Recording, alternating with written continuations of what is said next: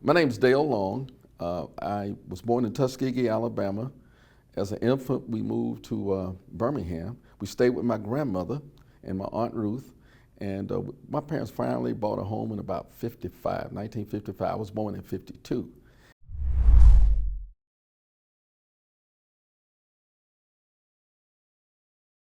As far back as I remember, we went to 16th Street Baptist Church every Sunday without failure. My mother and my aunt grew up in that church. My grandmother was there, of course, and my maternal grandfather was assistant pastor there for a while. He was filling in when they were in between pastors. So 16th Street Church is a part of my life. 16th Street was something going on all the time there. Wholesome activities for kids that we couldn't get anywhere else. Black history, for example, American history that we didn't learn in school. We practiced music. I think I became a pretty good musician because I played 7 days a week because of the church. I was playing at school, and then Saturday and Sunday I was rehearsing, and then I did a lot on my own. So it was always something for us to do that made sense, that enhanced our educational experience with the study of the Bible and vacation Bible school, Sunday school, and all of that. But there was other stuff going on too that didn't happen at the public schools.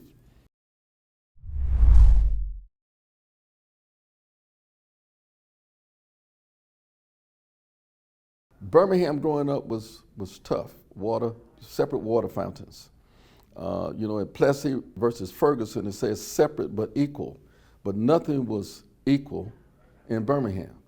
The colored water fountain was in the corner, never got cleaned, and was not chilled water, while the white water fountain was right next to it, chilled water, spick and span clean, and I realized something was wrong with that.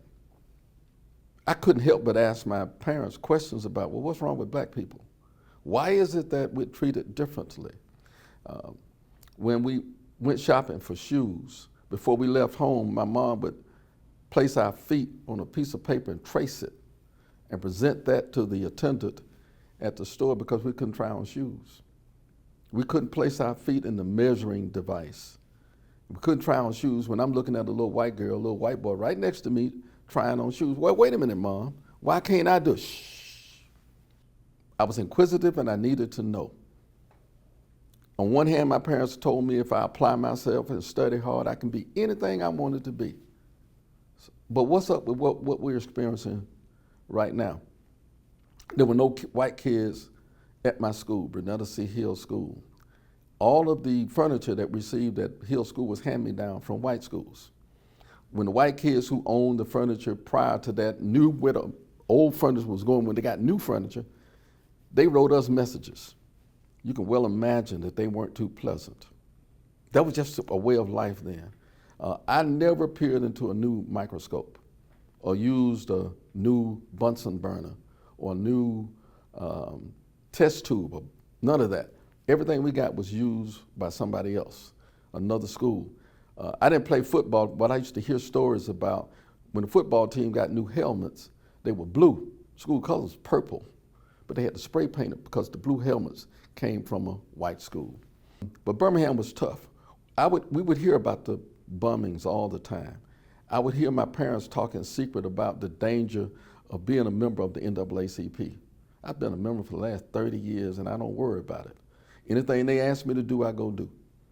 But back then it was a risk involved in having your name on a list like that.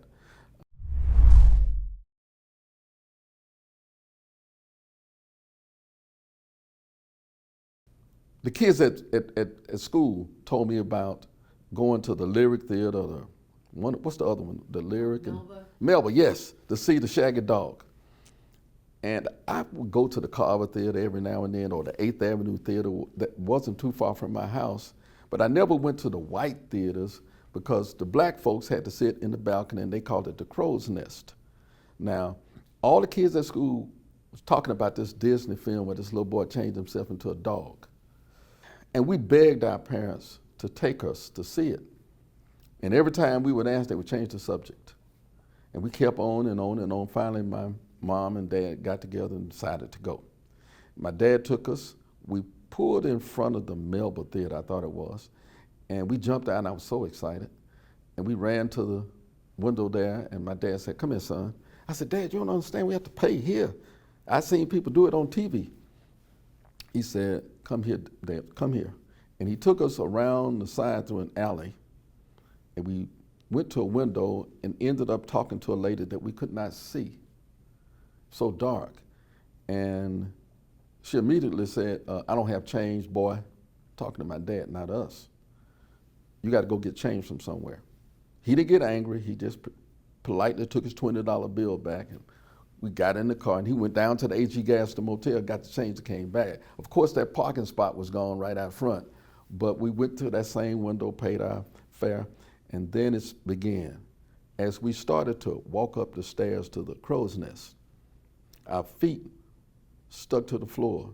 The carpet was so filthy or worn, and we would trip as we attempted to walk up the stairs. No lights where we could see. And I remember when we thought we found 3 seats together, my brother sat down and went clean to the floor.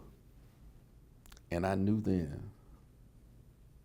That's why my parents didn't want us to experience it, and I could see the humiliation on my dad's face, even in the darkness. So he didn't have to explain anymore. We knew right away there was something wrong with that. I'm not sure we enjoyed that film too much, and I don't even remember even sharing my experience with my classmates the next day at school because I felt bad about it. And if I talked about something at school, I wanted it to be good stuff. Now, to some people, that was okay, because people claimed that he used to throw stuff down on white people. They probably did. And to them, that was fun. To me, I figured you get put in jail or assaulted or beat up or something for doing that. So we never did that again until right after the passage of the Civil Rights Bill. And we went to see a James Bond movie at the Alabama Theater. And my parents, my mom had us to sit at the very back, and we were not to go to the bathroom, and we were not to buy anything, just sit there and watch the film. She knew when it was over, come back and get us. I went, my brother went, and a friend, James Lowe. The 3 of us went. And we didn't do exactly what they said. We sat in the one row up from the back, and a man ended up sitting behind us, kept whispering stuff while we were sitting there. He dared either one of us to go to the bathroom, because this was shortly after the Civil Rights Bill was passed, and maybe a month. And that was challenging and frightening to us, but nothing happened. And I don't even think we told our folks about it. So it was a tough time growing up in Birmingham.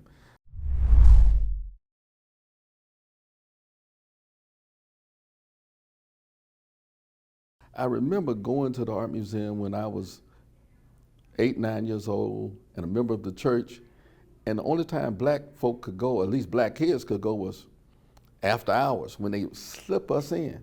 I thought we were getting a special showing, privileged, but I didn't realize until years later that the people were slipping us in because we couldn't get caught being there during the daytime. So it was usually 8:30 and 9 before we even began the tour. But anyway, we were able to receive the same thing everybody else did. It was just a rush job, and people were concerned that we get caught.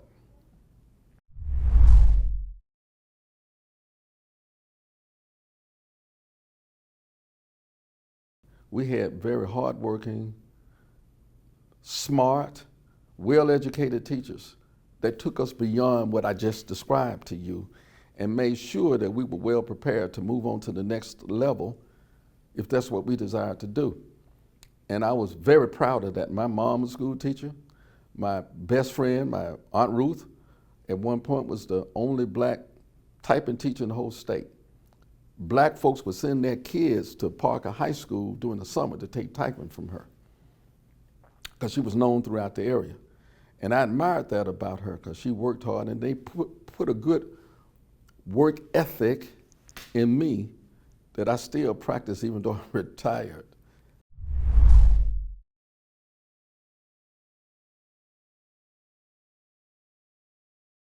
My parents invested in me. not just music, I mean, not just the science fair stuff, but music as well. Because that was very prominent in my community. People like music. 16th Street Church had a church orchestra. I wanted to learn to play saxophone because I thought it was just a beautiful sounding instrument.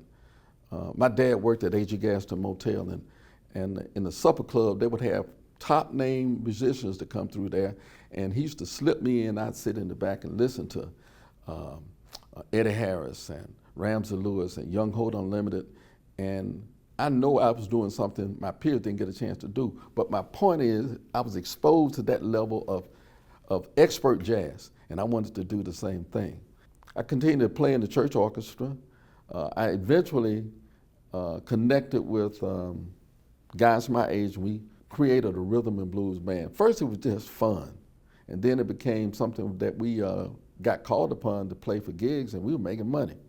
We were competing with adult bands. We were just that good. We worked hard at it because we loved what we were doing, and we knew what we needed to do. Some of the guys in the band, their dads were professional musicians.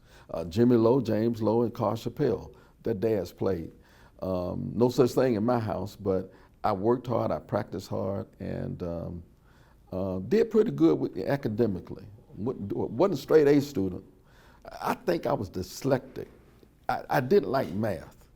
Anything else was fine. English, history, government, I loved, but I just struggled with math. And that was kind of tough on me because a lot of the electronics is math, physics, and that stuff, but I got out of it some sort of way.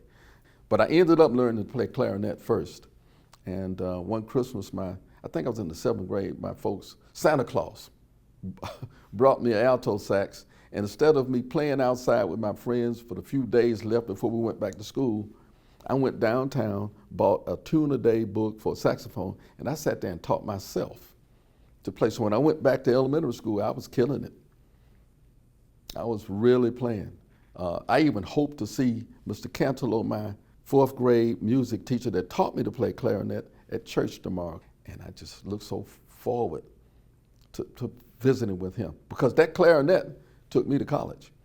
I went on a scholarship, and so he's important to me and precious to me. But my point is, teachers worked hard. My parents worked hard. The village worked hard. The people of 16th Street Baptist Church worked hard despite the things that we encountered.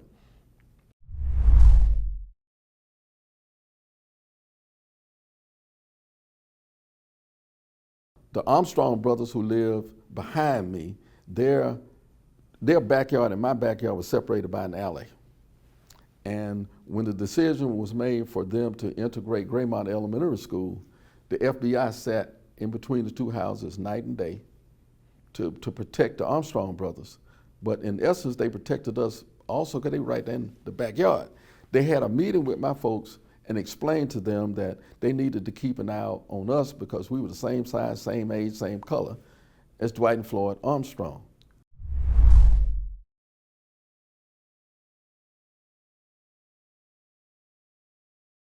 What is the Klan?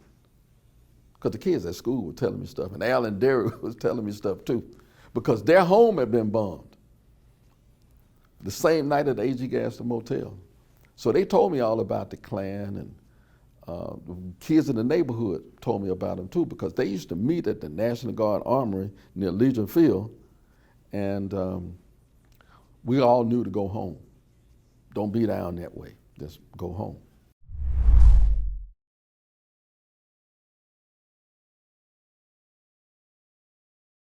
Graymont Elementary School that's where my parents voted. They would always take us with them when they went to vote. And I would have all these questions about, well, where are the other black people? And every time we would have these questions, they would hush us up. We were standing in line. And honestly, I thought it was a lesson in civic responsibility. But as an adult, I asked my mom, and she said, the reason why we took you all is because they were less likely to be spat upon or assaulted or talked bad to with kids. I said, oh yeah, y'all were using us, huh? But in my mind, and the results of that, it indeed was a lesson in civic responsibility, because if my parents went through that in order to vote, it had to have been something that they felt needed to be done, and it was important. And so as a result, you can check my record. I don't ever miss. I voted consistently since I was 18 years old. I've encouraged other people to vote. If you believe it or not, I go to the barbershop. They spend most of the time on my beard, not my hair. But when I walk in there, I talk about voting. When I leave, I talk about voting. If they have questions, I try my best to answer the questions in there. And for a while, I used to maintain a kiosk with voter registration cards there, because I felt that was my responsibility, because I knew the importance of it, and I wanted to pass that on to other people.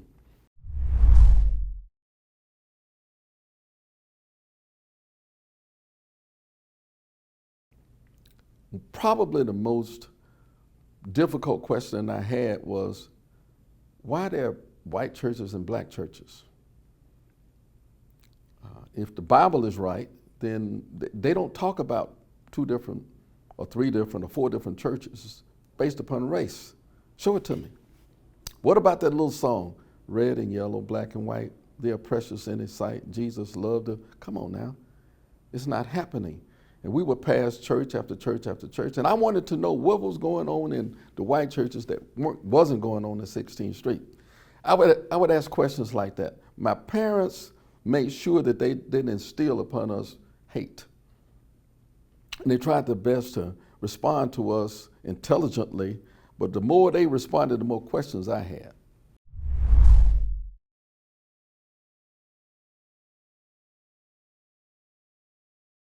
When my mom and dad ran out, they would send us next door to my grandmother, my maternal grandmother, and she would try her best. She would talk about going to Clark Atlanta University, and she met her husband who's a Morehouse man in Atlanta, and she was from Waycross, Georgia, and all that. I said, I didn't ask about that, Nanny. I asked about, why are there different stuff for black folks and white folks? And why is it that the school buildings are different for white kids than black kids? And why we get school books with torn pages? And how come when you open up the school book, there are no images of black folks? You had Dick, Jane, Sally, Spot, and Puff, and that was it. No Dales, no Kens. That's what I was looking for. And when she ran out of things to say, she would always say, Dale, if you want to overcome this issue of race, you need to pray, have faith, walk upright, get a good education. That was her mantra. And she was consistent with it. I was impressed by it because I still remember it, and I'm 71 years old.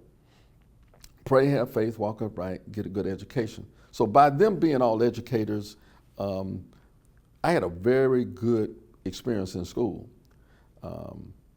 By the time I was 12, I'd probably been on at least 6 or 7 college campuses, all HBCUs.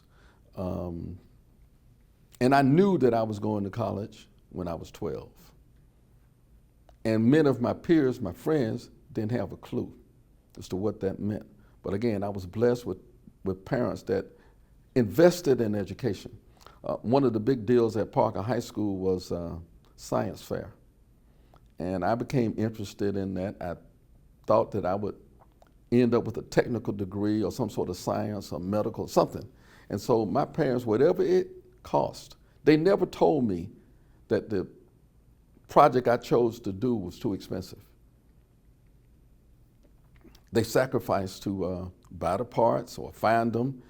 Many times they would find people in the community, because the type of projects I worked on, there weren't very many black people that knew how to do the stuff that I was trying to do, thereby no help or no advice. We even talked to black kids who had been to the military. And they tried the best they could, but finally my mom talked to someone who knew some white guys, engineers over at Univac Computer. And for a while I had a little space in their workshop all by myself. And I would catch the bus over there and they would help me with my science projects. So all white people weren't bad. Now, had the wrong white folks found out about that, they probably would have put it to a stop or intimidated me or them or, whatever, both of us.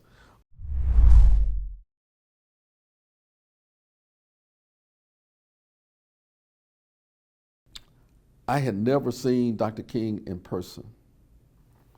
I admired him so, though. I went to Brunetta Hill School, and Dr. King's nephews, Al and Derek, who was the sons of A.D. King, King's brother, went there, and they told us about the movement directly from them. I remember being over to their house over in Inslee, and their mom asked us to settle down and quit making so much noise because their uncle was in the bedroom trying to get some rest. I said, wait a minute, Ms. King, you mean to tell me that Dr. Martin Luther King's on the other side of that door? She said, yes. I said, well, can he come out? And she said, huh? I said, well, can I open the door and just look at him? I just want to look at him. She said, no. I started to do it anyway, but you know what that would have meant had I done so. But I admired him so much. He was unlike any other man I'd ever seen, black or white. His intellectual depth and oratory genius, that's what I used to call it. He was different. I'd heard ministers from all over, but nothing like him. I thought it was something magical about Morehouse College because that's where he went as an undergraduate. He was just brilliant, and I wanted to be like him.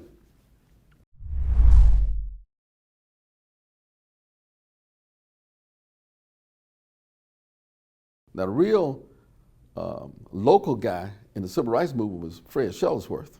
He attempted to integrate Phillips High School and do some things, the lunch counters and the buses and stuff like they did in Montgomery, and he failed every time. Or he didn't get a whole lot of participation from the citizens of Birmingham. So he felt that if he could convince Dr. King to come here, because King had gained quite a bit of notoriety in Montgomery with Rosa Parks and the bus boycott years earlier, and then he had done some stuff over in Macon, Georgia. So he had a national presence.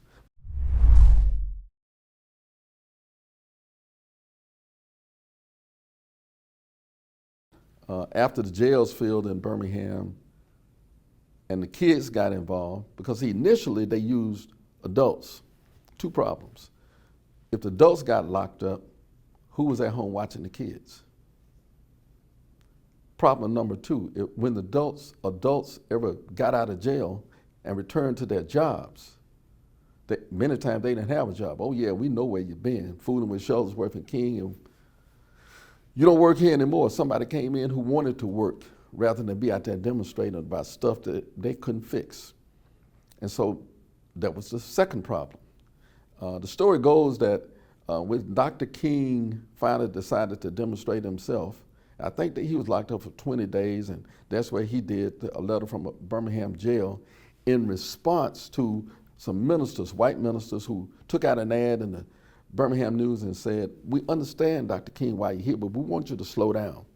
We're about to change forms of government, and we're thinking that with the council mayor form of government, some things will happen out of that, because they had some sort of commissioner form. But the worst part of that was you had Eugene Bull Connor, who was over police, fire, had even something to do with education. And then he was the go-between between white businessmen who wanted to keep their hands clean from that, and the Klan and the police, and Bull ran all of that.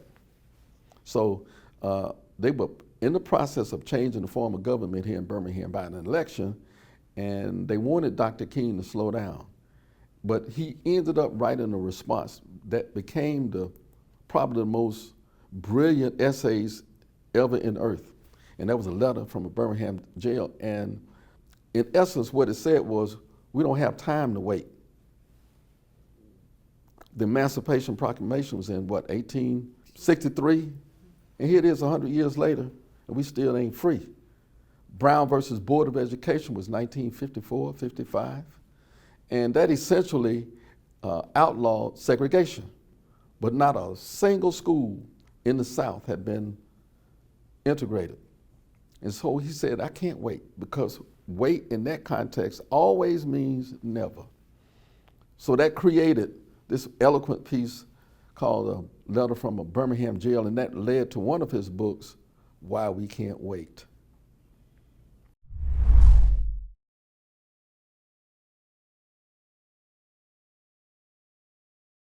While Dr. King was locked up, James Bevel, who was one of his lieutenants, youngster, had a lot of rapport with young people. He was closer to the age of the people. He did a campaign and invited kids to come in and got them involved in the movement. I don't think King liked that too much because Dr. King had babies.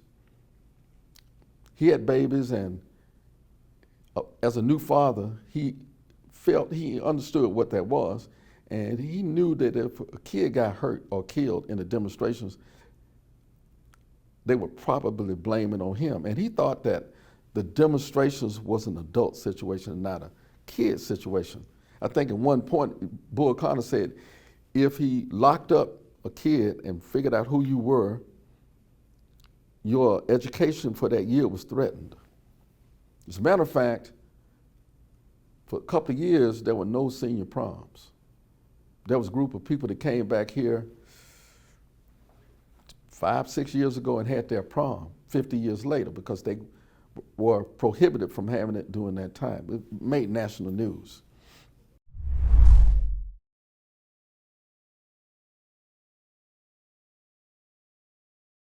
The essence of the demonstrations had to do with media coverage. If there were no journalists there, then nobody else would know about it. If dogs were biting the demonstrators and fire hoses, nobody would know. If NBC, CBS, and all of them were there. And so consequently, the guys and the ladies who came to cover those stories couldn't stay in the Holiday Inn or the Tutwiler or anywhere else, because if the Klan caught them, they'd tear their equipment up, because the Klan understood also that the whole world was seeing what was going on. And back then, the Klan and the police department were synonymous.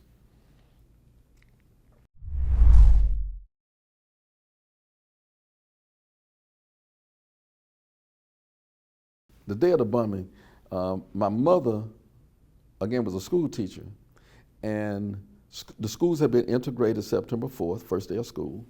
And my mom normally would go to 16th Street Church, go to her Sunday school class that was upstairs in the main sanctuary in the choir loft. That's where they met. And the kids were downstairs. My brother was on one side of the lower auditorium with Miss Effie McCall. McCall School, as it was named for her. She was my grandmother's best friend. And she was, Ken was in her class, and I was in a class, all boys. We were 11, 12, 13, 14. It was one guy in there 14 years old. And it was Youth Day, and the theme was the love that forgives. And my mother dropped us off, went back home because her lesson plan was due, as was many of the teachers at 16th Street. And so they too dropped the kids off, went back home. My mom didn't worry about how we were gonna get home. We knew everybody there. My dad was up the street working at the A.G. Gaston Motel that incidentally had been bombed June 11th. They had just repaired it. And so if push came to shove, my dad could run us home and come back. So getting home was not a big issue to her. So we went to Sunday school. My class was over around 10:05, something like that. Mr. Greer, my Sunday school teacher, was a deacon, so he went upstairs to get ready for the 11 o'clock service. And the kids stayed in the basement, in the library where we met. We were there talking about boy stuff. It was the first of the school year, and we were all concerned about who was going to have the best football team. Would it be Parker or Ullman or Hayes? We talked about the band experience, who was going to have the best band. And one of us was in the 9th grade, and I think he was in Ullman's band, so we wanted to hear about that because all of us were budding musicians. We should have been upstairs getting ready to play in the church orchestra. We had a little time, so we were down there just talking about that. We were all excited about the football season more so than probably the education part of it. And there was a box of American flags that somebody had sent to church. And I guess they stored them in the library. And we found them. And we were in the process of passing them out to each other. I don't know why. I'm not sure what we were going to do with them. But all of a sudden, the building started to shake, and there was smoke, there was dust. Honestly, I can't tell you that I heard it, because the percussion was so loud that it went beyond. I just don't remember hearing it. I saw the results. It's as if this room was just devastated all of a sudden. There was a huge bookcase full of books, floor to ceilings, had a glass front, and the bookcase was reeling. It was not stable, but had it tipped over, it would have killed somebody in that room, for sure. And we looked at each other without saying a word and took off running. We got out into the open area, and we ran. I remember running into people, some kids. I couldn't see. Smoke, dust. And the building was still shaking. And you could still hear rumbling. I did hear that. Maybe some of the after effects. And I remember running into folding chairs, which is where you sat in that open space in the basement. And it was hurting on your shins, but if you run in full speed. And I ran to the stairwell that we used to get in there. I knew there was one identical on the other side where my brother's classroom was, but it was always locked, because I knew that. We knew that church like the back of our hands. And I attempted to run up the stairs, and a police officer was there. Now, the building was still shaking. If we called the police right now, it would take 7 minutes minimum to get here. But here the building was still shaking, and there he was. And I tried to run past him. He said, "Nigga, get back down in there." And I kept going. I ran right under his arm as fast as I could. I got out on the outside of the church, and I was standing there, 6th Avenue, 16th Street, and it was an overcast day. It was an eerie calm. I could see pigeons flying from the top of the church where they were roosting up in the area. And then I smelled the pungent odor of gunpowder. I said, gosh, they have blown up the church with people in it. Who does that? What type of folk do that? I had not seen my brother at that point. And people were wandering all over, crying and stuff, looking for their siblings, their moms and dads. I noticed that adults were coming down from the main sanctuary, and some of them were being escorted, helped down, and some were bleeding. Some had shards of glass in their hands, and the older people were being assisted down those steps. And so I went back into the basement looking for my brother. And immediately I ran into a fireman. He said, "Where are you going?" I said, "I'm looking for my brother." "Is that okay?" He said, "Go ahead." Well, who lets an 11-year-old boy back into a building that had just been bombed? And you don't know whether there's a second bomb. You don't know whether, as a result of the first one, the building would collapse. But I went to his classroom because I wasn't thinking. My adrenaline kicked in, and I was the oldest of the two of us. I had to go find him. So I went to his classroom, and he wasn't there. I yelled for him. I looked all under the tables, and no one was in the room. The second time I left, I picked up my clarinet that was sitting there on the table. I thought about it then, and came out, continued to look for him. There was a big oak tree that was right in front of 16th Street Church that had grown up through the sidewalk. And we played around that tree all the time. That was our amusement space. And I saw Miss Effie McCall standing there with, looked like she was holding on to about 6 kids with just all together. One of them was Ken. So I made sure he was okay, hugged him. He was crying, a little upset, because he couldn't understand what had happened. And I tried my best to explain to him. Miss McCall knew. And because I was there, she decided that I should stay with her too. And I said, "Well, Miss McCall, you got your hands full. My dad is up the street at the motel. He'll be here in a minute. So we're good." And she didn't debate me. I thought she would, but she didn't. Because she was that type of person. "No, I told you to stay here." But we went to the corner, and we stood there, and within a minute's time, we saw him running. I never saw my dad run like that. I'm talking about as fast as he could. And he was hightailing it down to the corner. When he got to the curb, a police officer stopped him, probably the same one that stopped me from trying to get it, and he told him, those are my boys, I need to check on them. He never waited for a response, kept going. And he got to us, he made sure we were okay.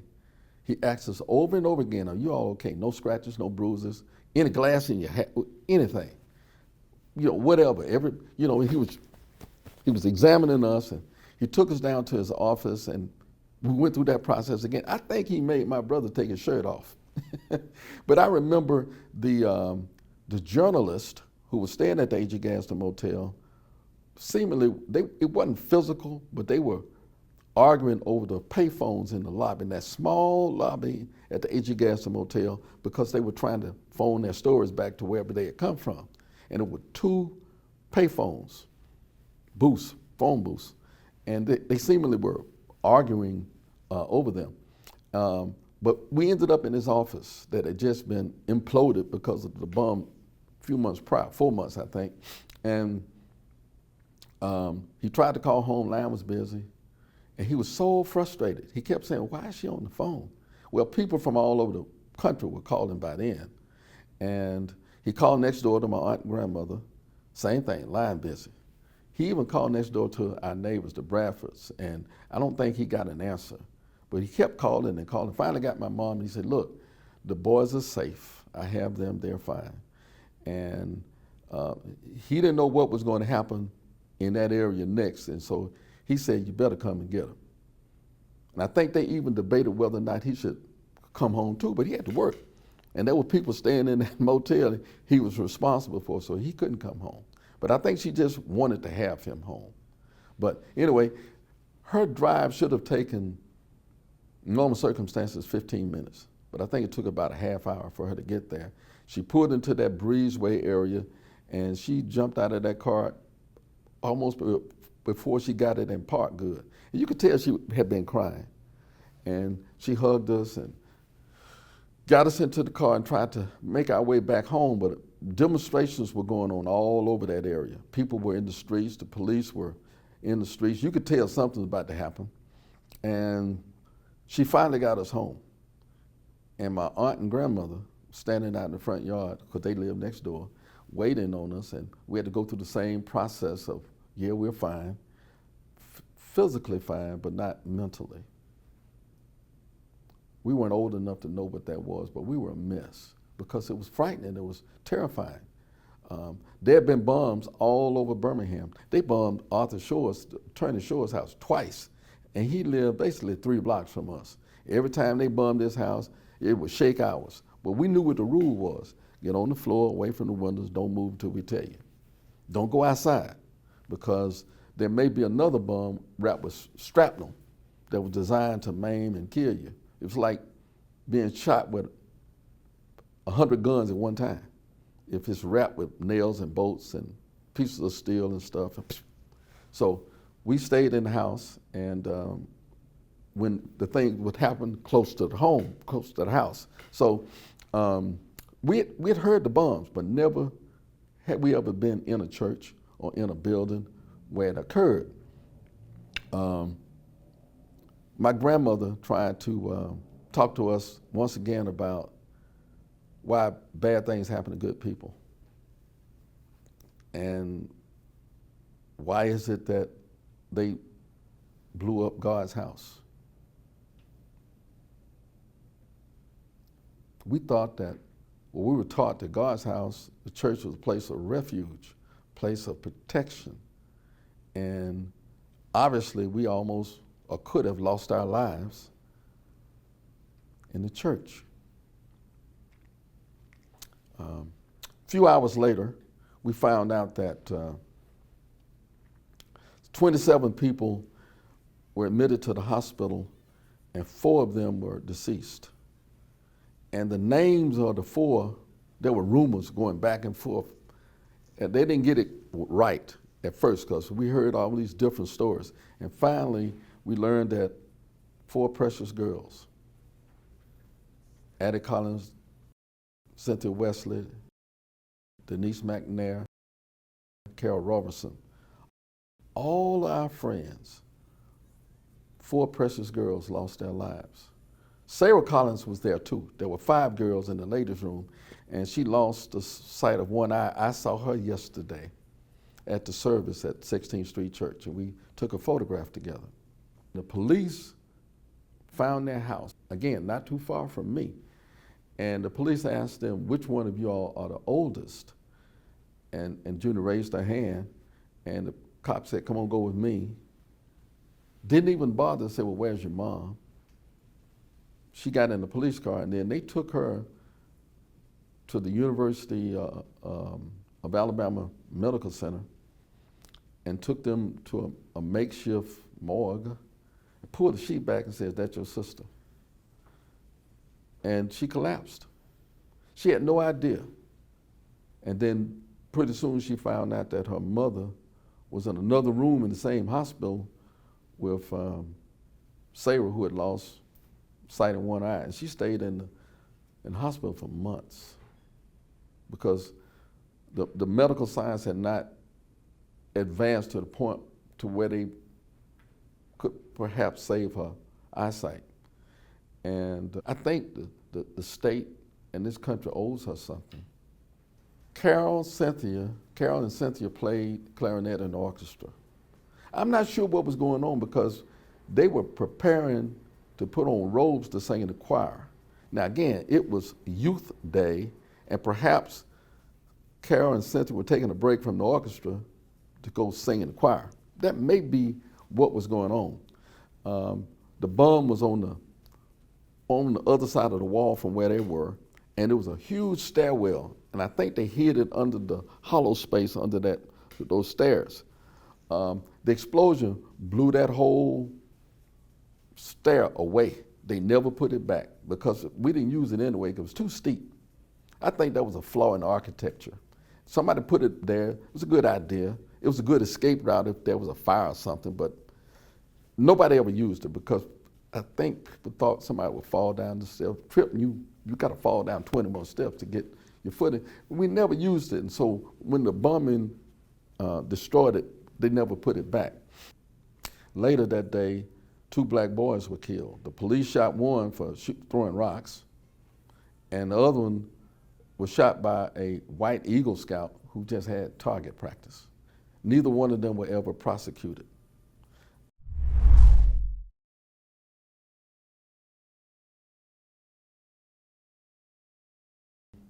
The following week was spent trying to give Ken and I some sort of comfort because we weren't right. And there was no mental health places for boys and girls to go to that had just experienced that. Again, my grandmama tried her best to explain why that happened. She tried to assure us that it wouldn't happen again. And we wanted to know why. How do you know? Because we began to question just how safe is the church. We even asked her, she even told us that if we ever get in trouble, you can always go to the church. Well, what about a white church? When we went there, could we get help there? She said, probably so. I said, well, if they helped, why is it that we can't go to church there on Sunday? She couldn't answer that. Because again, they tried their best not to talk about hate. And they minimized their responses because they didn't want us to feel inferior because of our skin color. But this day, she again said, pray, have faith, walk upright, and get a good education. But she added something to it. She said, boys, God spared you for a reason. Could have been 4 little boys versus 4 little girls. You need to make up in your mind that you're going to do something for somebody else. I call it the human condition. Addie, Denise, Cynthia, and Carol want to have a chance to do that. You have to do your part and their part as well. I had no idea what she was talking about, but I never forgot it. School was business as usual, no mental health. We were expected to sit there and go through our schoolwork as if nothing was wrong. If a book fell on the floor, it would frighten me.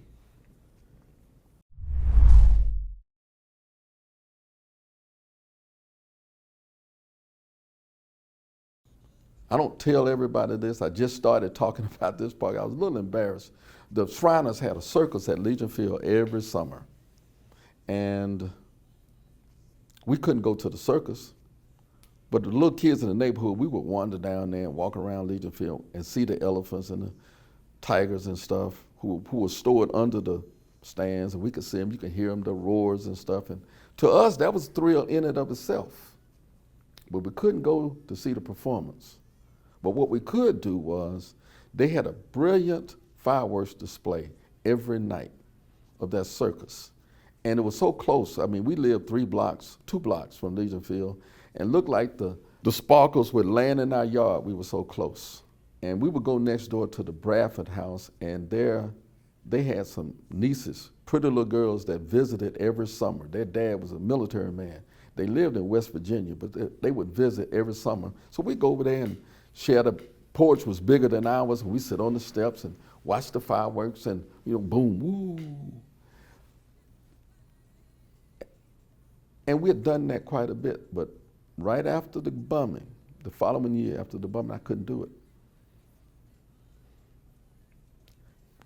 When the first one went off, I had to go.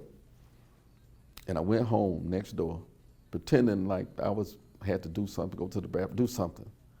And I didn't want the little girls to see me upset or afraid, because that's what I was. I was afraid. It was too close. And I was studying the percussion, and this went on for a long time, until one of them asked me, "Why do you keep going home? Don't you want to stay out here?" And I just didn't know how to answer them.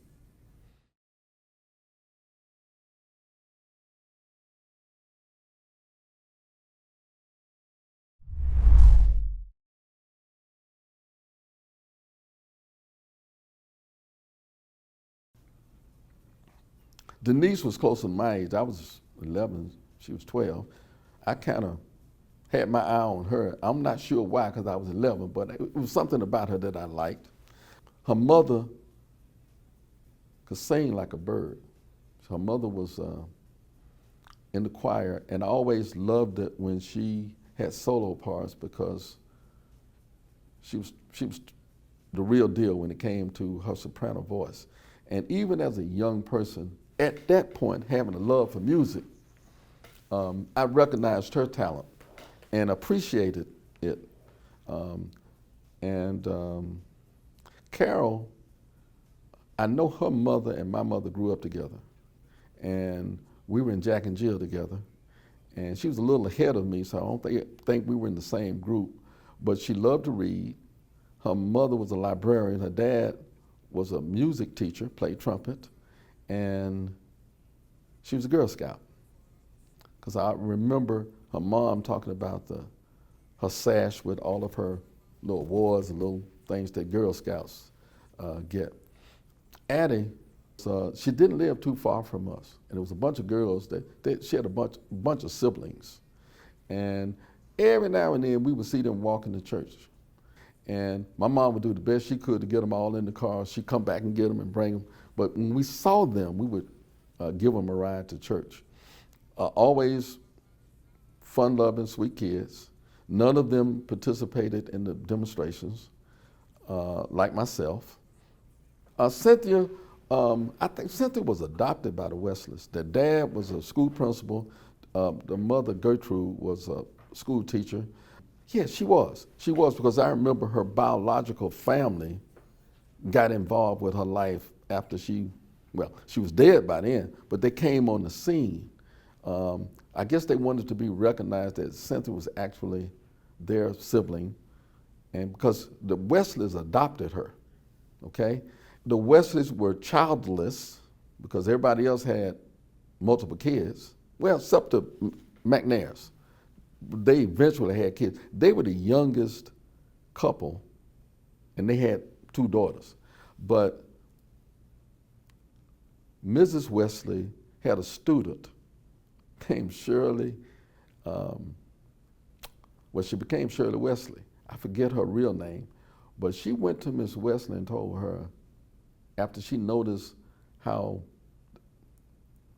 how Mrs. Wesley was processing the death of her daughter and still was at school trying to teach other kids. She went to Miss Wesley and said, you know what, I'll be your daughter. And the Wesleys adopted her. Now, I don't know what adopting black kids meant then, but Shirley became their daughter, and she adopted their last name, and she lives in Dallas. We used to keep up with each other, but I haven't seen her in a while, but she's in Dallas. I'm sure she's still there. And they took very good care of her. She ended up going to Spelman in grad school. She's Dr. Shirley King. And, but Cynthia was, I think she was probably received the worst part of the bummer because she was decapitated partially. And imagine that. What an awful way to lose your life.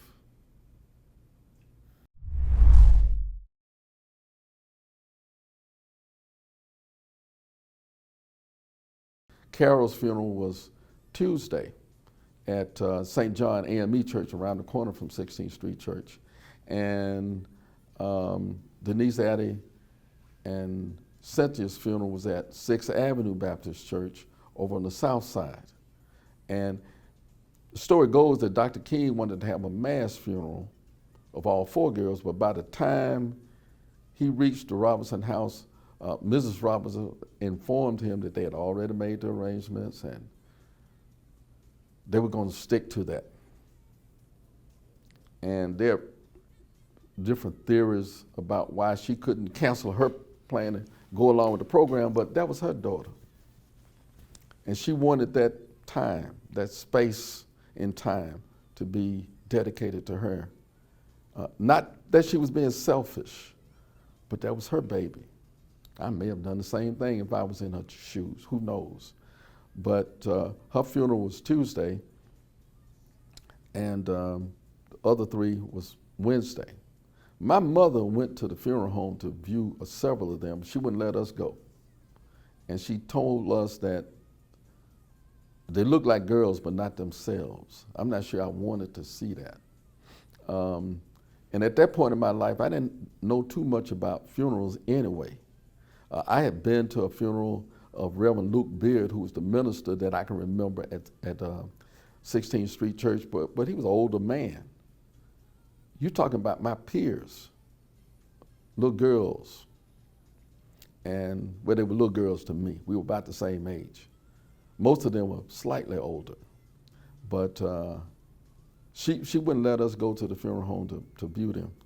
And we went and took groceries, supplies, and stuff to the families. We prayed with them. We tried the best we could to comfort them because, again, these weren't casual acquaintances.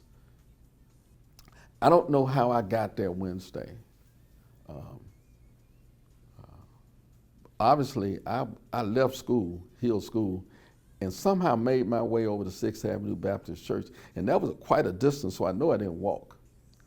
I remember attempting to get into the church because I knew Dr. King was delivering the eulogy. And I was interested in hearing him and seeing him in person. But the church was filled to capacity and the fireman wouldn't let me in. So I listened to Dr. King's eulogy from the outside, that melodious voice. And I stood there and I saw the recessional begin, and he was leading the recessional, and he exited the church with his robe on, and he was followed by Reverend Abernathy and Shuttlesworth and Reverend Cross and Reverend Ware at 6th Avenue. But there he was out front. And then the pallbearers brought 3 coffins out and loaded them into the hearse that was nearby. Dr. King was standing there as if he was guarding that process. And he was no more than 10 feet away from me. The most powerful moment in my life. I've been to the White House. I've shared the podium with the President of the United States because of my civic stuff and big brothers, big sisters, and that was good. But nothing to compare with just standing there looking at Dr. King, and was so powerful that I attempted to look away. I was 11 years old. I could not process that because I admired the man so, but this was a difficult moment for him, and I knew it.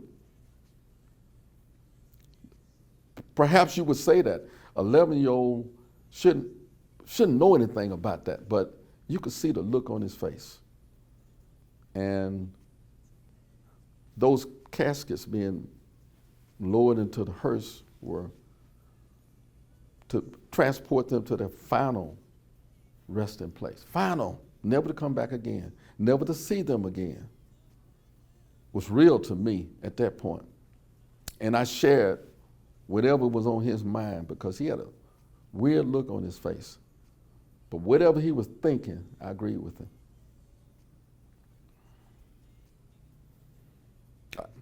I didn't feel real good about that. And I went home devastated by having to say goodbye to my friends. I didn't know which was in which, but I had to say goodbye to all of them. And again, asking questions of my parents that really couldn't answer them.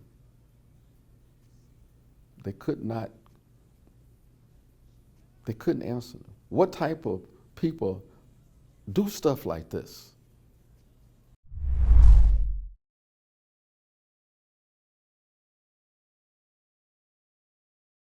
I wanted to demonstrate, but my parents didn't want us to get locked up, and I always felt guilty about that. Even after the bumming, I felt like I wanted to play a role because I was angry then. Wasn't too much my grandmother could tell me at that point to prevent that, because those girls were dead, never to come back. As a matter of fact, we met at the L.R. Hall Auditorium, which was right across the street from the A.G. Gaston Motel. That building was owned by Dr. Gaston, and we met in that auditorium for a year and a half until they built the church back. And the first Sunday, my mother, my brother, and I went to church, and because my dad went to a Methodist church on the other side of town. And the following Sunday, after sitting in church, and again remembering the scene of the caskets being loaded into the hearse and the finality of death, and I knew that death could come on a kid just like an older person. And I used to ask my grandmama all the time, at what has to happen? Where do you have to, what's the process for making the decision to join church and giving your life to God? And she said, you'll know it when time comes. And I thought that was the time. So I went up and joined, because I'm thinking, I didn't know what the world had in store next. Would I be the next victim? And I wanted to be ready for my eternal life, so to speak. I grew up a lot then. And so I joined, and when the church was repaired and we were back in the church, I was in the first group of kids to be baptized. So I remember that quite well. It was about 12 of us. And perhaps the 11 others were thinking the same thing I was thinking, because life became real. Having to be in a devastating experience like that at such a young age with no mental health resources. But there was Sunday school, there was 16th Street Church, there was my grandmother, and there were other grandmothers, there was the extended family, the village, that did their very best to come. There was my mom and dad. I know kids who have never recovered fully, mentally, from that. I'm not a psychologist, but some of them aren't right yet, and that's been 60 years. I just hope no other kids have to go through that. Every time there's a mass shooting at a school especially, I'm reminded of that experience and how devastating that has to be to parents and siblings and relatives and friends of kids whose lives get snuffed out because of silly stuff. I wonder about our elected officials who continue to promote the proliferation of guns and gun violence, and it's not going to stop till they get them off the street. And it's too late to say, well, he was arrested because of mental problems, but he still had the gun, and crazy stuff like that. I'm not the smartest man on earth, but I'm that smart to know that they've got to get rid of the gun violence.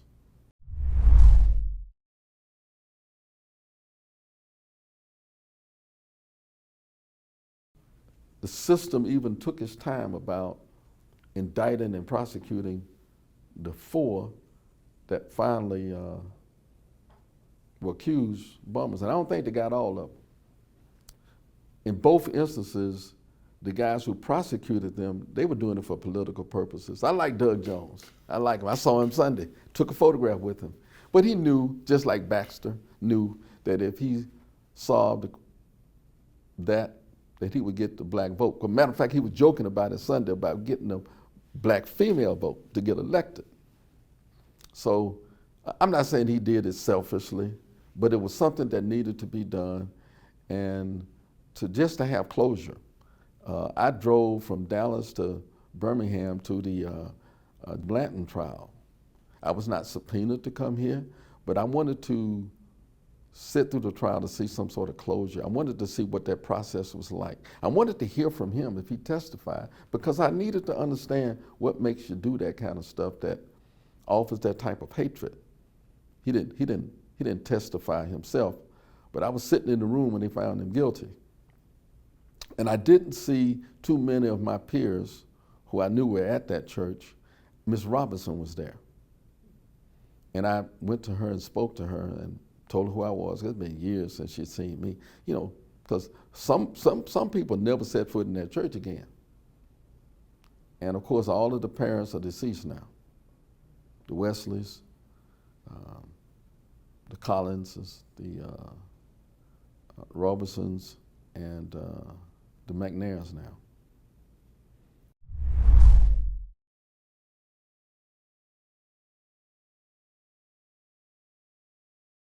Dr. King went to Washington, D.C., and they had the March on Washington. 250,000 people converged upon Washington, D.C. Nobody was fighting. Nobody was jumping the wall. Nobody was scaling the wall and trying to get into the Capitol to kidnap Nancy Pelosi or nothing like that. Nobody beat up the police with flagpoles or sprayed them with stuff.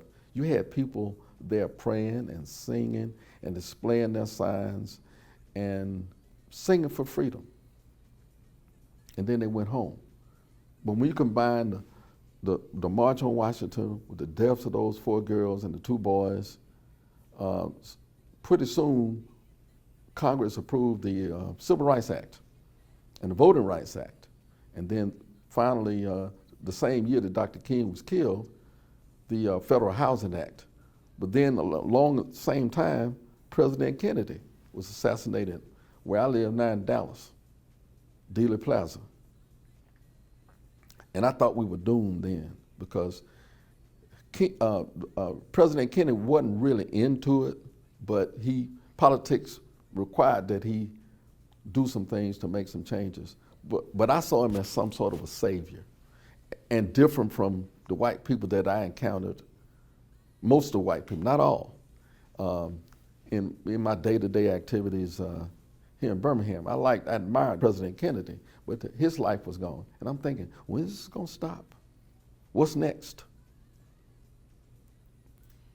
And Dr. King was killed in '68, and I was devastated by that, because I felt a closeness to him because I knew his nephews. And I met his kids. But I kind of knew, as he knew, that he wasn't going to live long because of the political conditions of the country at the time. Ain't too much different now. Craziness going on daily, doesn't make sense. Hate.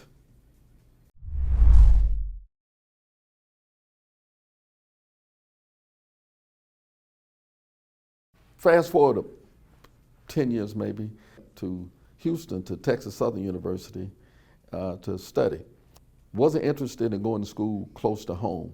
I felt I needed to be on my own, away from my parents, away from my Aunt Ruth, away from grandmama, away from my dad, away from my brother, and do some stuff for me. I wanted to figure me out without them. Texas Southern was 750 miles away from home. That was my decision. And I think I'm a better person for having gone away to school, way down 700 miles away. The first day I got there, I was trying to, well, one of my goals was to get away from my folks because I wanted to do some stuff on my own. And I didn't want to go to Tuskegee because my mom had spies there, I call them spies, the friends, and she knew everybody down there, just like I know people at Texas Southern. I went to Texas Southern, checked in the dormitory. The first day I got there, I was given my mailbox key. I don't know why. I said, let me see if it works. There was a letter. I said, why is there a letter? It has to be a mistake. So I got the letter out, looked at it. It was to me. I opened it up. It said, boy, come and see me first thing Monday morning. Dean Mabel Lott, Dean of Women. I went to school with your mama. So here we go.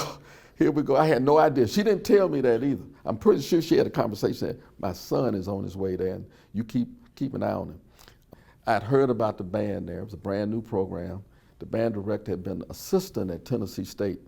And I just made a good move because it was by chance that I found myself in probably one of the most memorable experiences that I've ever had, playing in that band under Ben Butler. He's 84 years old. We still talk. And we talk about some of the brilliant shows that he did. The magnificent sound from a college band. We were 200. There may have been 60 kids in Park High School's band, but it was 200 of us. Powerful, and we played to perfection. And if the lesson learned there was Ben Butler, the band director, used to talk about getting house. That means he wants everybody in the stands on their feet. And he would explain to us, and a lot of times he'd go off on a tangent, and instead of us practicing music, he talked to us. That might go on for 20 minutes. And at first I didn't understand that, but I realized the stuff he was saying could be used in all aspects of life because he cared about us, because we made him look good and we satisfied his appetite. Whatever his mind was wanting, it worked for him through us, and he made us play. He made us play. He could look at you. He didn't have to direct, he just look at you. We knew what he wanted. He was kind of dad to 200 of us, and he would stop and talk about life, and he would talk about the things we would encounter and the benefit of doing what we did in the band room, the benefit that would transcend to things in life. He used to tell us, if one of y'all can make the dean's list, the rest of you can too. I thought it was nuts because we would start band practice at 6, and he would tell you, if you're not in your seat ready to play at 5:55, you late. And he was serious about it. And we would play indoors from 6 to 8 and then go out on the field. We might stay out there to midnight. We didn't study. But I figured out, I go to sleep, wake up at 3, 4, do a little studying. Went to summer school a lot. And I would get summer jobs because it wasn't in the band during the summer, so I'd get summer jobs working in the dormitory. And then school got real serious for me because I felt 4 years creeping up on me, and I decided I better get serious about this. And so I made my own rule to study every day, 3, 4 hours. I don't care if I read it the day before, read it again. And that worked for me.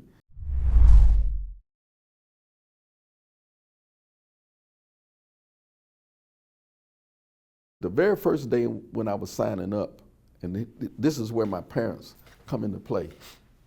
Kids all over the gym, there weren't any computerized scheduling for classes. They just had to do it manually. And I was a freshman wandering around scared to death, not knowing what was going on. And this guy walked up to me, and his name was Rodney Evans, and he was the campus photographer. And he also taught in the School of Technology. He said, who are you? And I told him. He said, where you from? I said, Birmingham. He said, man, you far from home. Why you way out here? I said, well, I wanted to play in the band. He said, oh, you want to be in Butler's Boys? I said, well, I guess. Because I hadn't seen him at that point, the first day. And he said, what's your degree in? What are you studying? And I told him.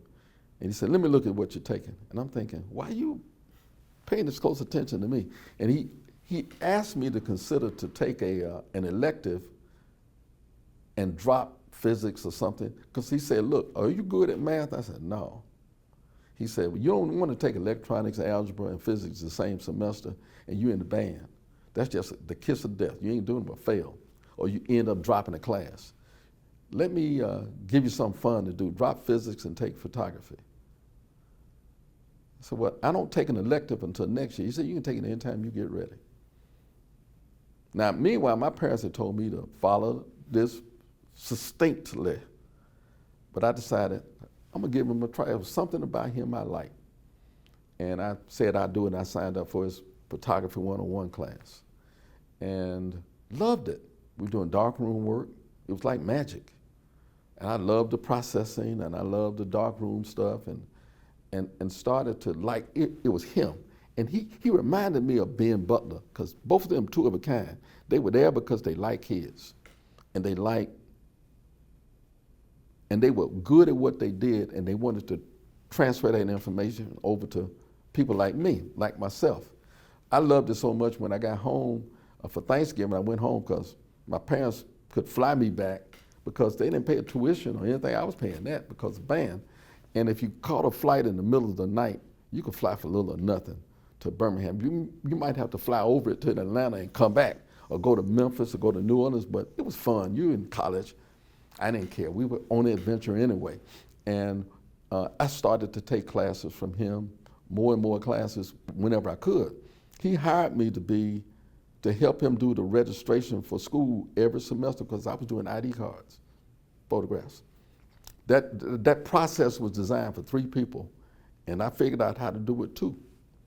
I did it. He didn't ask me to, but I showed him to it. That meant I was learning, and I was being aggressive towards improvement, and I got that from him, Ben Butler, the band man. But I made more money doing that. And one day, I asked him, Mr. Evans, why did you, out of all the kids there, why did you approach me in the gym and take an interest in me and ask me to take a class?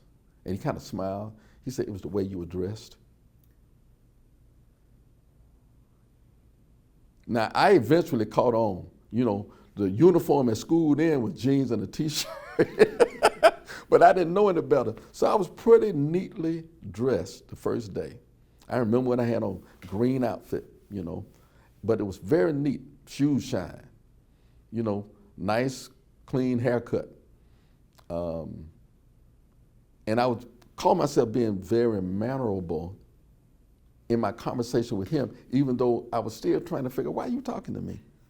You know, but he said it was your demeanor, the way you expressed yourself, the way you handled yourself. And I knew, he said, I knew I was putting you on the spot by a stranger asking you all these questions, but you dealt with it. And I liked that about you. And I knew right away I could trust you, because I later learned he didn't want just anybody in his photographer's studio, because the equipment was expensive. He didn't want everybody ripping them off or something. And it was something about me, he said, that he liked and trust, and he knew that if I was connected to Ben Butler, that was a plus. And so the two of them were my surrogate dads.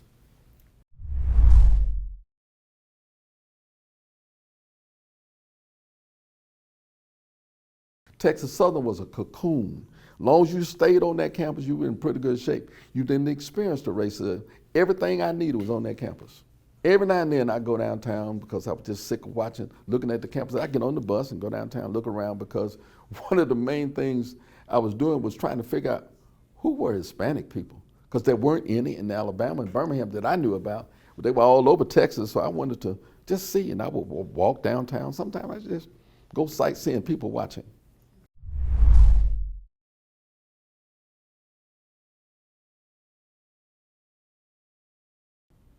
To this day, we still talk about this. I think it was 70 or 71. I started Texas Southern at 70, had to have been 71.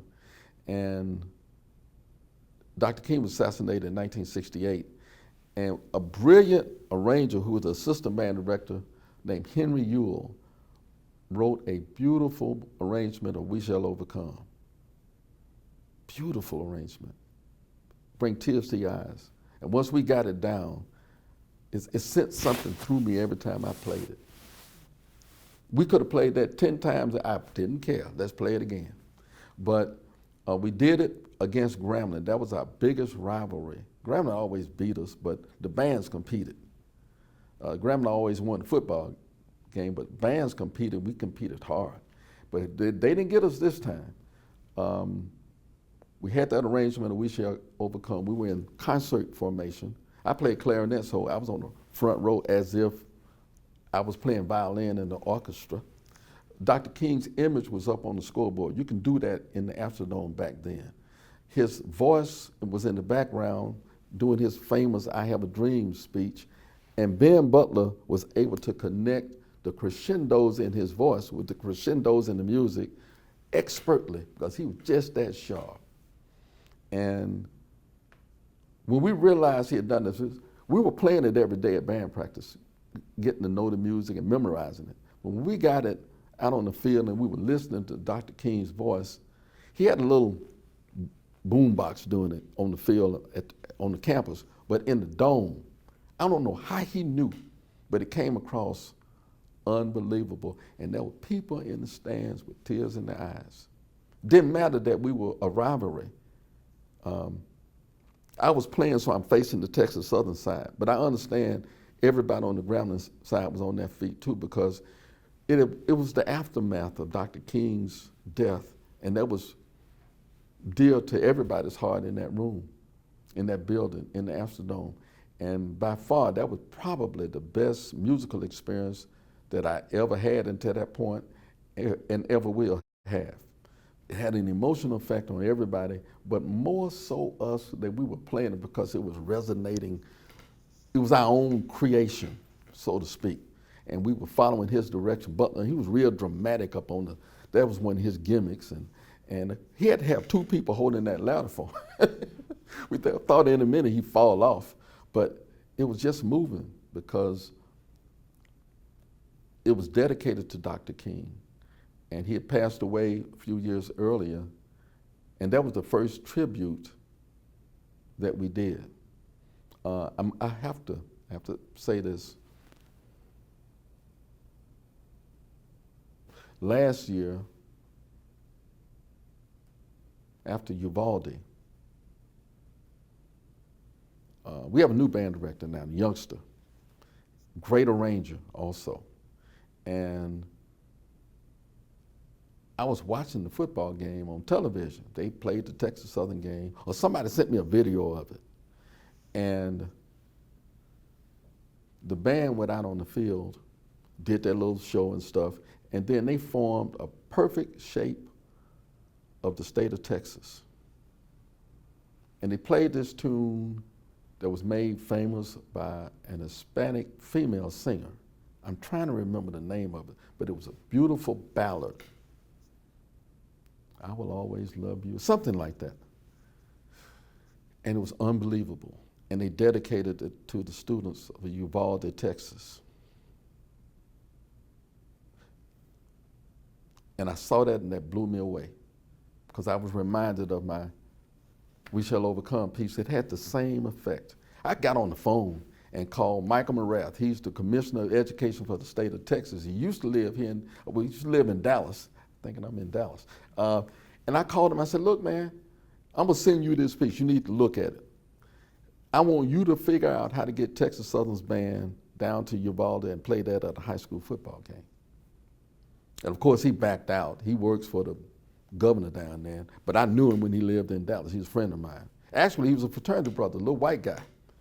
And we still ain't figured out why he went down there to work for the governor, but he did it.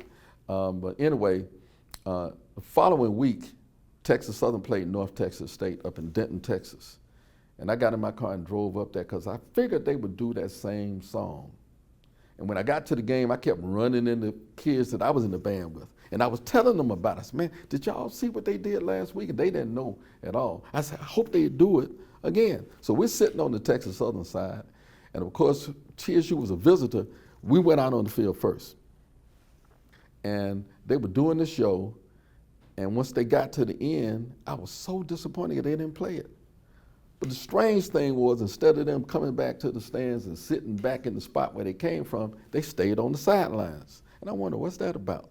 Well, North Texas States Band went out on the field, did their show, and then all of a sudden I saw Texas Southern's band run out on the field and get right in the middle of North Texas State, and they performed the same shape of Texas, but it was infield too. It wasn't just the outline. It was enough kids, 400 kids out there, and they formed this, and then they played it. And I just lost it because it was such a moving piece, and I knew why they were doing it, because it was dedicated to what, 18, 19 kids that died because of gun violence.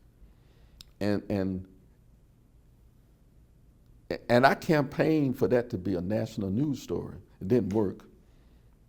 But I made phone calls, because I did a little media relations when I worked for the city of Dallas. I made phone calls, and unauthorized.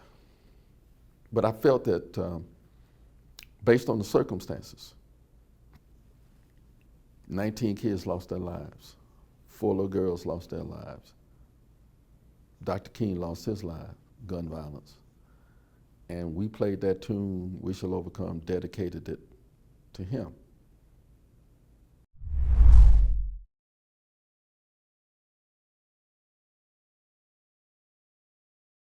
But the other thing that I did, besides band scholarship and studying, my degree was in electronics technology, and I learned a little photography for along the way too. Dr. King was a member of Alpha Phi Alpha fraternity, and I wanted to be one because of him. If I couldn't be an Alpha, I wouldn't be anything, because I wanted to be an Alpha like Dr. King. And so I signed up, went through the process, didn't quite make it the first semester, but the second semester, well, actually it was my third, I did it then, and it was easier then because it was football season. There were 3 of us pledging, and we were gone a lot for football. There was 3 of us in the band, and we were gone. So we could hide from the big brothers and have some place to go, and they couldn't find us on the weekends, that type of stuff. But we were initiated in November, and one of the first meetings that I attended as a new initiate, a frat brother that was in law school, Frank Duffy, we still talk. And he's up in Columbus, Ohio. And he came to our meeting and urged us to think about becoming a big brother in the Big Brothers Big Sisters program. And I thought about it, I said, you know what, that's it. But at the time, I didn't have a car, any money, and my agenda was full. Now, had there been a school-based program where I could have walked to the school and dealt with the kid and stuff, I probably could have scraped up enough money to buy him lunch and me lunch too and do that. But they didn't have that program available. But I continued to think about it.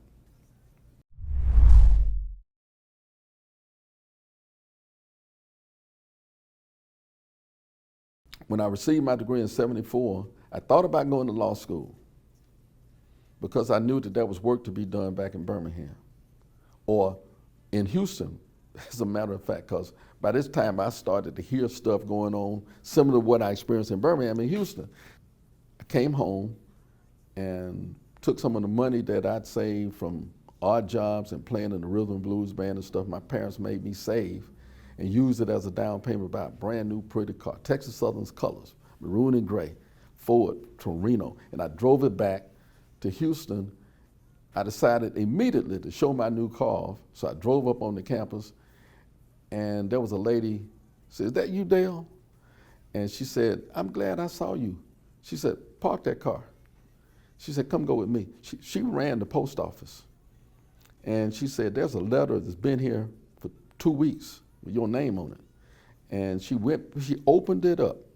I never will forget, it was about 5:30. She should have been closed at 5.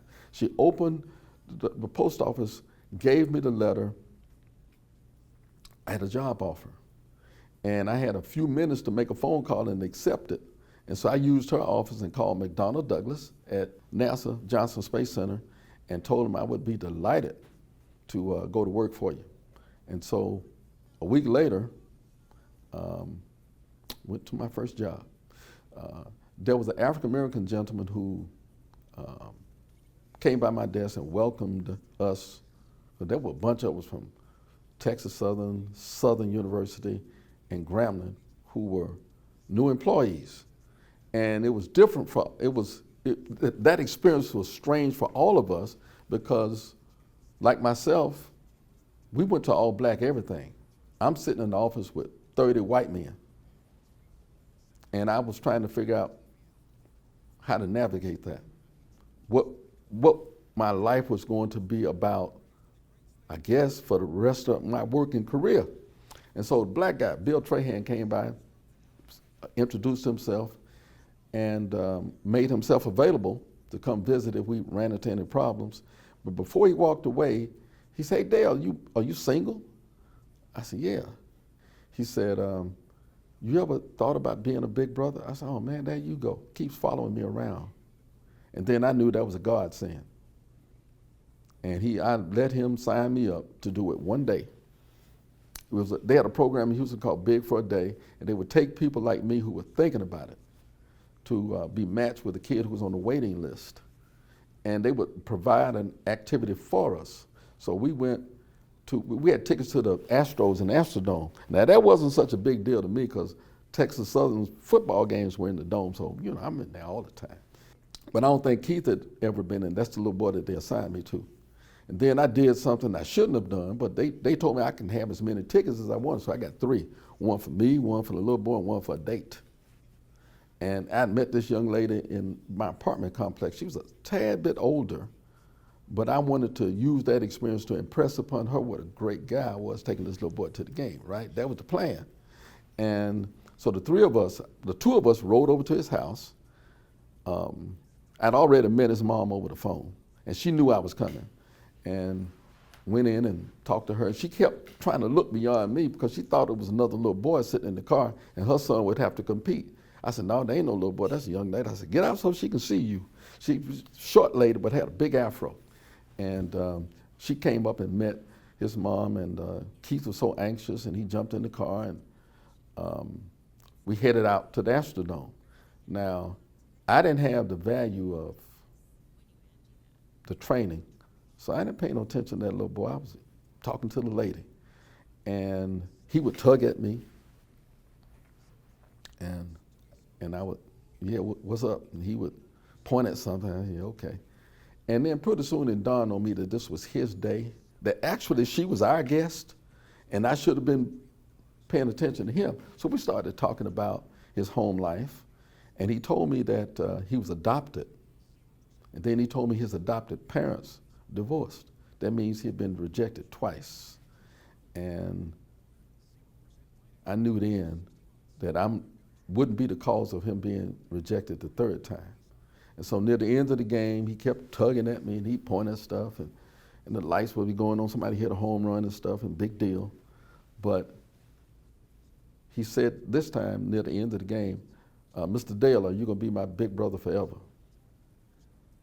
"Yeah, you're right. I look the same way you look right now." And I figured that was what my grandmama was talking about. And it just so happened it was something I considered to be fun because I could see that little kid was a good kid. He wasn't a problem. He was well-mannered, dressed real nice, and he was 7.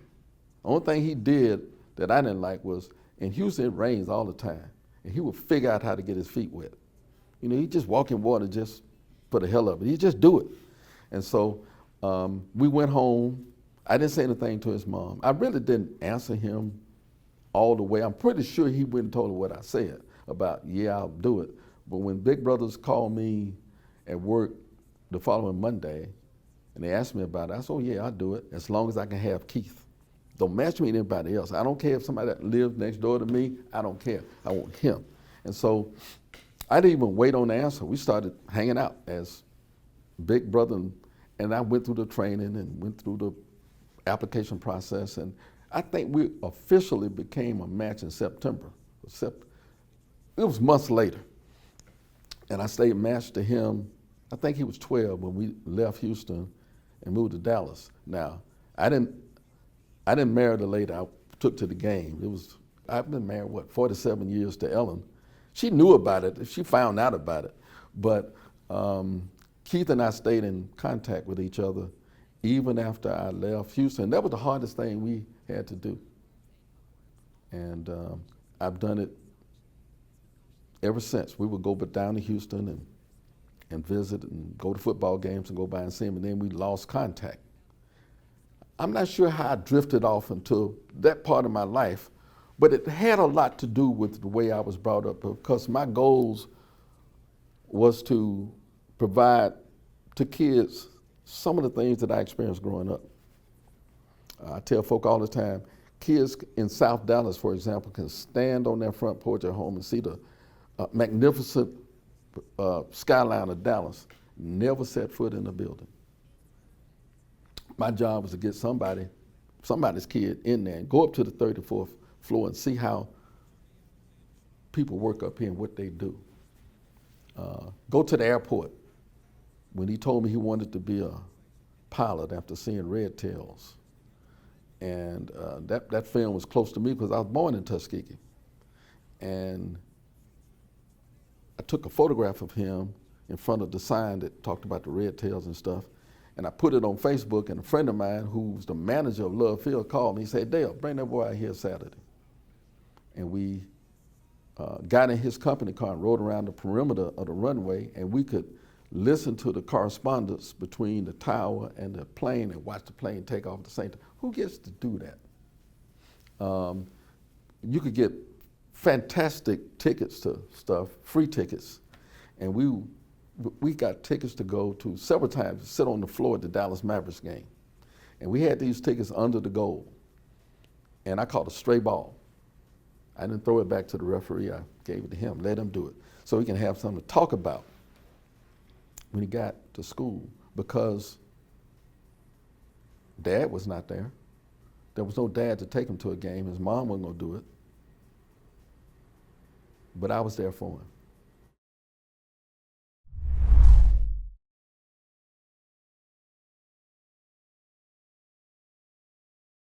Yesterday's experience in that church was unbelievable. I called Chris Hamlin, who used to be the minister there, this morning and told him, I said, "Man, what y'all did up there was good for me. It's good for me 60 years later. It's good for me. The music, the oratory, as if King was still speaking through some of the people I heard yesterday. The Chief Justice, Jackson Brown, she was super. And I saw friends. I got a chance to see and hug friends who come back every year, I think. I haven't been every year, but I've been to 2 or 3 on this date. And I made it a point to photograph my watch at 10:22. To keep it, just keep it.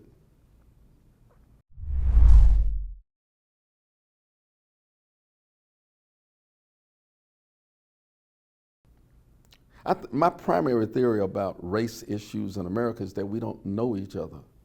We don't care to know each other, and we don't figure out ways to do so. About 12 or 15 years ago, I was in the gym just to get healthy.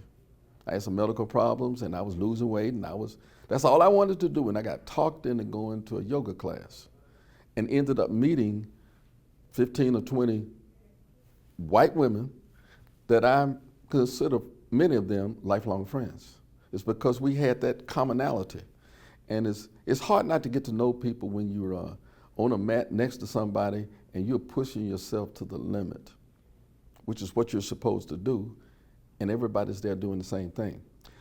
The only thing I compare that to that I've experienced before was a marching band at Texas Southern and other HBCU bands, because we do the same thing. We play to the limit, we march to the limit, and our goal is to put on a great show, a meaningful show, and the type that people remember years later. And that's the type of experience I had at Texas Southern. And yoga is similar. I know it's strange. I know that sounds strange. But I've learned, and I've met some wonderful folk that they're part of my life and I'm a part of theirs.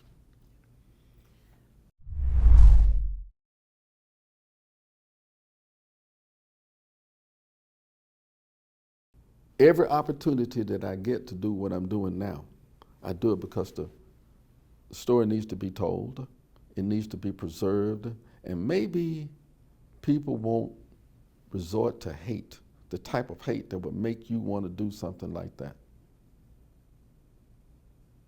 I don't think anything could be going on in my life that would cause me to even think about something like that. And it lets you know the degree of hatred that exists back then, and in some cases is still around. And I'm counting on people we elect to do the jobs. So now I travel the country telling the same story that I just told you all about my experience in Birmingham. And here recently, let's see, I've been to the University of Wyoming, and I went to SMU, and I was supposed to go to Oklahoma State University Wednesday, this coming Wednesday, but they phoned and canceled it.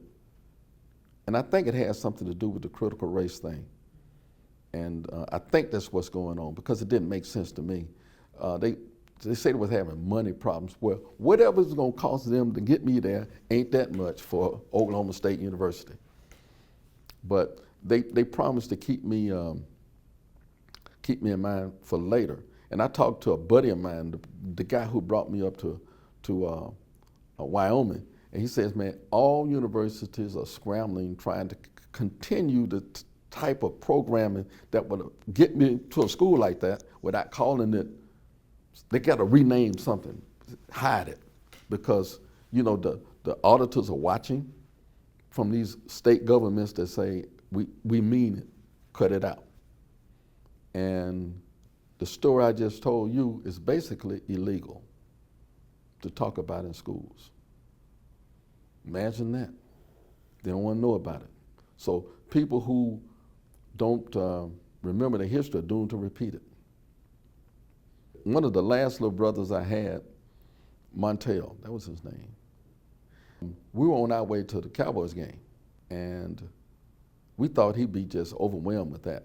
It was on a Sunday. Ellen and I skipped church, and it was the three of us were going. And we picked him up in Mesquite. We were headed out I-30, and he said to us, have you heard about Trayvon Martin? That was a little boy in Florida that the vigilante shot him over some. He was walking through the neighborhood with tea and Skittles. I think his stepdad lived in that neighborhood, and he was just visiting his stepdad. And this vigilante thought he was up to no good and shot him, got away with it. And Montel asked me, do you think that could happen to me? Now I know how my grandmother, my mom and dad felt, because the answer is yes, but you don't want to say that to him. So we talked about why bad things happen to good people. We talked about pulling your pants up, not being a stereotypical hanging pants, even though people say, let them do it. That's what they want to do. It ain't hurting nothing. It ain't hurting you. The hoodies.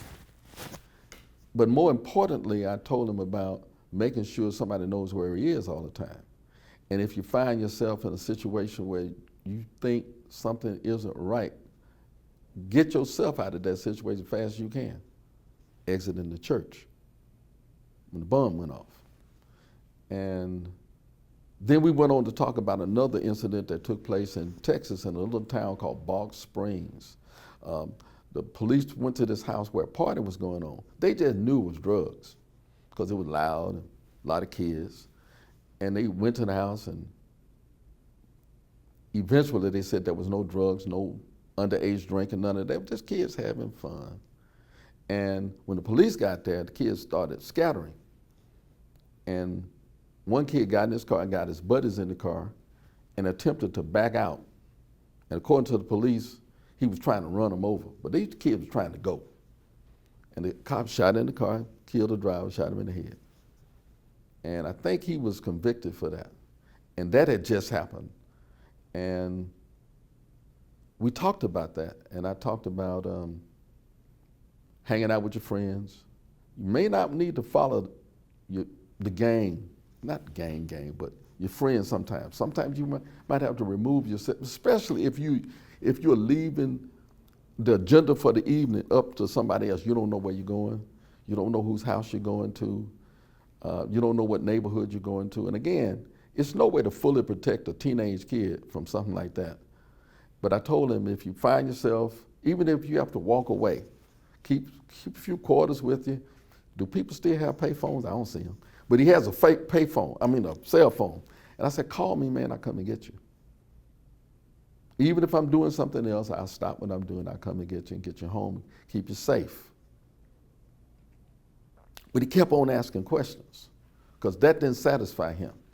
And I found his question asking the same position I found myself in and asking my parents now 60 years ago about some of the same type of questions, but in a different context. And then it caught me. I said, Montel, if you want to deal with the things that are happening to kids your age because of gun violence and things like that, you need to pray, have faith, walk upright, get a good education. That's my solution ultimately. There's some other things you can do, but don't forget that. Because when I learned about it 60 years ago, it worked for me. It worked for you too.